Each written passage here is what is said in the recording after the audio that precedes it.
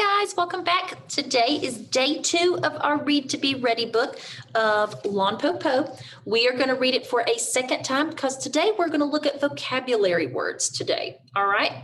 So Lon Po Po by Ed Young.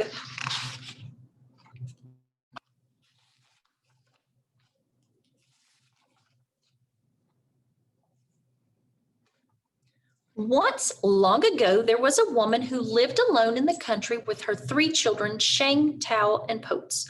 On the day of her grandmother's birthday, the good mother set off to see her, leaving 3 children at home. Before she left, she said, "Be good while I'm away, my heart-loving children. I will not return tonight. Remember to close the door tight and at sunset and latch it well."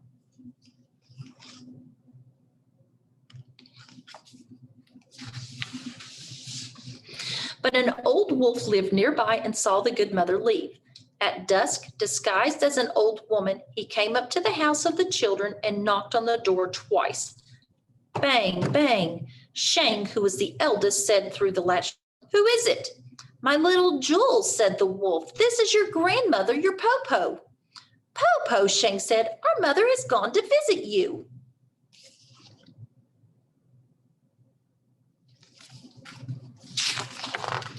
The wolf acted surprised. "To visit me? I have not met her along the way. She must have taken a different route." "Po Po," Shang said, "how is it that you come so late?" The wolf answered, "The journey is long, my children, and the day is short."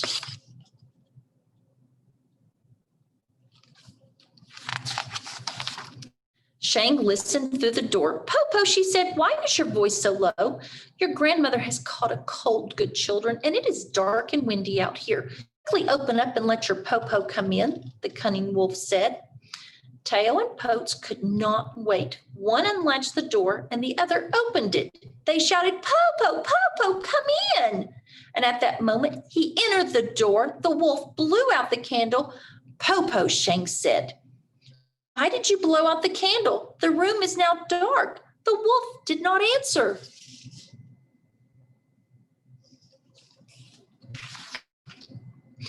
Tao and Potes rushed to their Po Po and wished to be hugged. The old wolf held Tao. "Good child, you are so plump." He embraced Potes. "Good child, you've grown to be so sweet."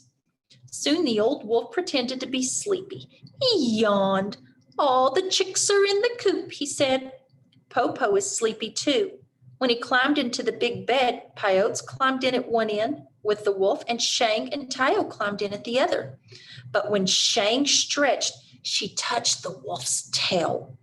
"Po Po, Po Po, your foot has a bush on it."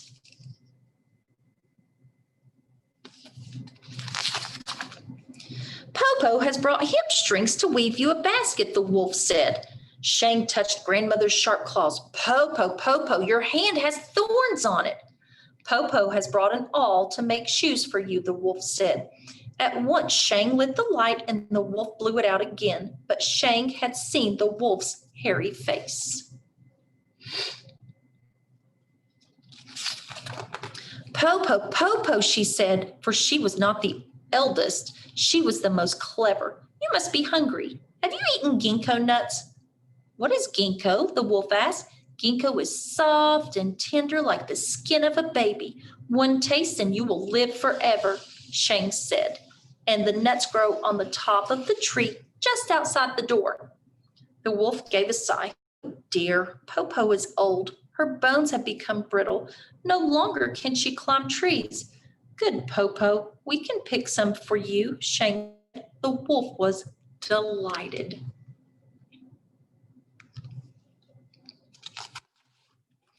Shang jumped off the bed and Tao and Potes came with her to the ginkgo tree. There, Shang told her sisters about the wolf and all 3 climbed up the tall tree. The wolf waited and waited. Plump Tao did not come back. Sweet Potes did not come back. Shang did not come back, and no one brought any nuts from the ginkgo tree.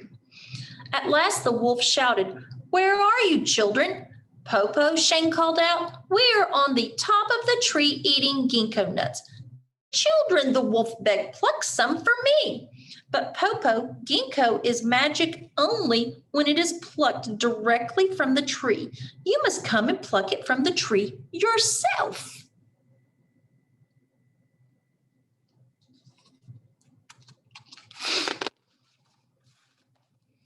The wolf came outside and paced back and forth under the tree where he heard the three children eating the ginkgo nuts at the top.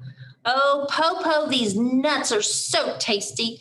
The skin's so tender, Shank said, and the wolf's mouth began to water for the taste. Finally, Shank, the eldest and most clever child, said, Popo, Popo, I have a plan. At the door, there is a big basket. Behind it is a rope. Tie to the basket, sit in the basket, and throw the other end to me, and I can pull you up.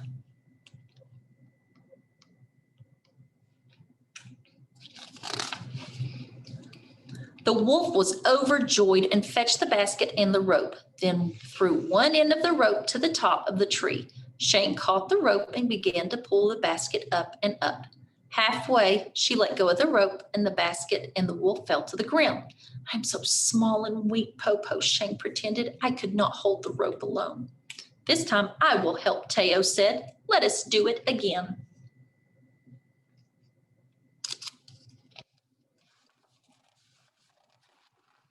The wolf had only one thought in his mind, to taste a ginkgo nut. He climbed into the basket again. Now Shang and Tao pulled the rope on the basket together, higher and higher. Again they let go, and again the wolf tumbled down, and bumped his head. The wolf was furious. He growled and cursed. We could not hold the rope, Popo, Shang said, but only one ginkgo nut, and you will be well again. I shall give a hand to my sisters this time, Peyotes, the youngest, said. This time we shall not fail.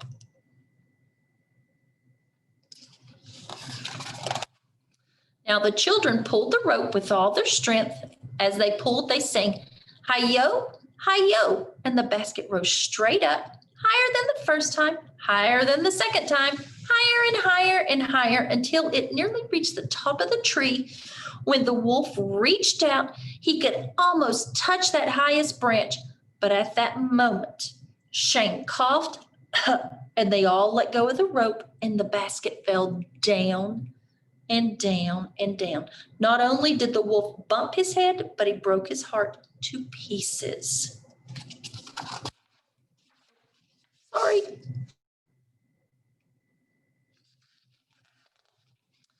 Popo, Shang shouted, but there was no answer. Popo, Tao shouted, but there was no answer. Popo, Peyote shouted. There was still no answer. The children climbed to the branches just above the wolf and saw that he was truly dead.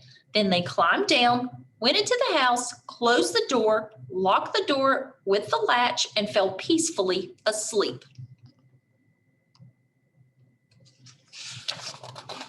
On the next day, their mother returned with baskets of food from the real Popo, and the three sisters told her the story of the Popo who had come.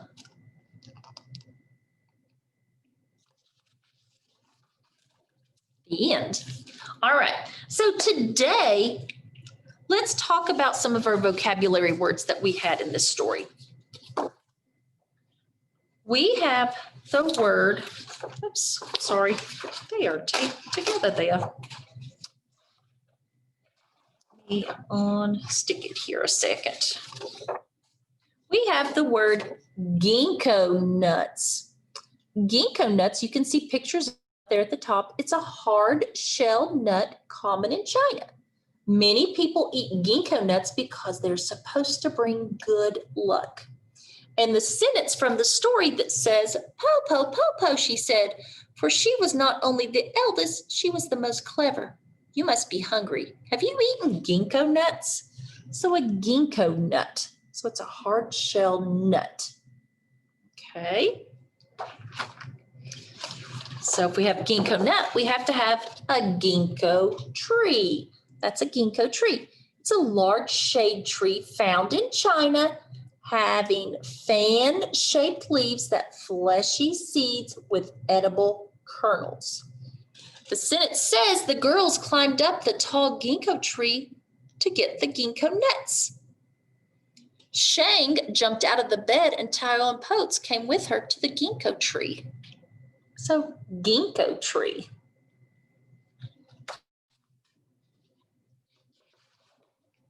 You also saw the word latch. Latch. A latch is a metal bar with a catch and a lever used for fastening a door or a gate. She latched the door carefully. The sentence from the story is, remember to close the door right at sunset and latch it well.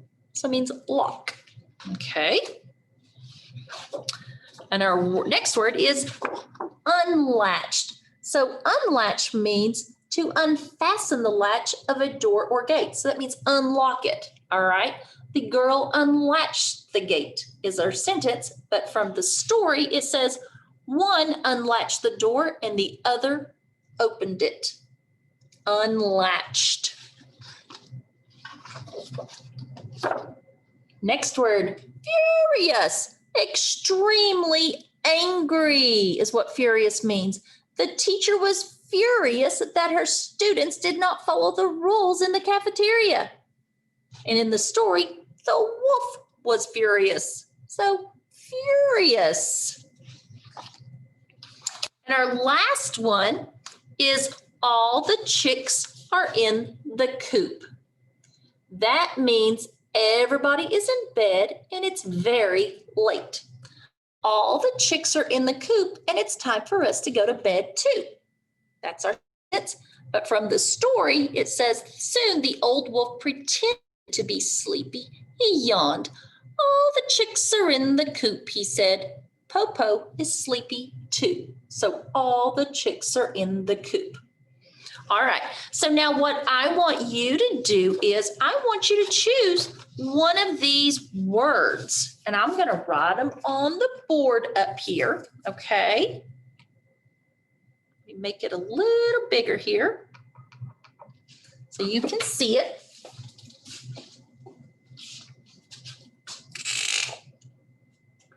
So you've got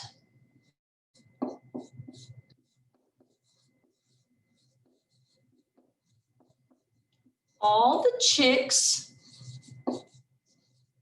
are in the coop. That's one, okay. Got furious.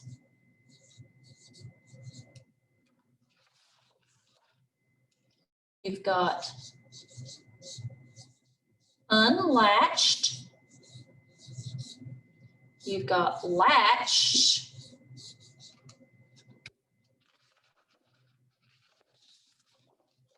You've got ginkgo nut and ginkgo tree. Okay, so what you're going to do is you're going to pick one of those, okay, and you are going to use it in a sentence and you're going to put an illustration with it. So just pick one of these, okay, whichever one you want to do. Put it in a sentence. Make sure you use capital letters, spaces, and punctuation, and then draw a picture to go along with it. So that is your assignment for your vocabulary today, okay? So make sure once you've done that, that you turn that in for me to see, okay? All right. So that is the end of this lesson today. I will see you back here tomorrow for day 3. Bye, guys.